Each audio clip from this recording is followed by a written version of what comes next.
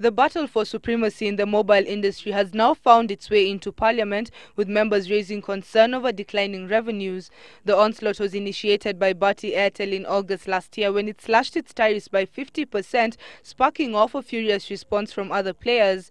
The battle for numbers through lower tariffs, though noble from the consumer's perspective, is however developing into a cause for concern amid revelations that VAT and excise duties accruing from mobile services have dropped by 37% and 22% respectively. This trend could translate into a reduction of up to 5 billion Kenyan shillings in tax revenue by the end of financial year 2010-11.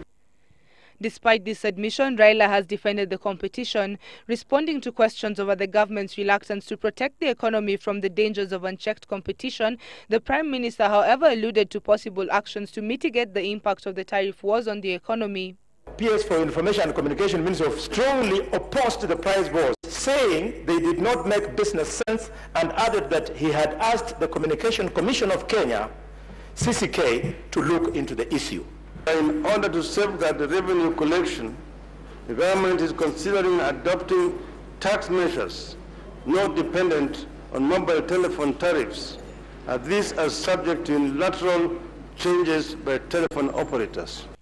The mobile sector has since the year 2005 been one of the biggest contributors to government revenues, putting in a total of 99.2 billion shillings. Raila maintains that the government will not interfere in a free market, even as fears escalate over the potential of some operators closing shop. The tariff wars are a function of a free and competitive market. The government cannot therefore interfere in these areas.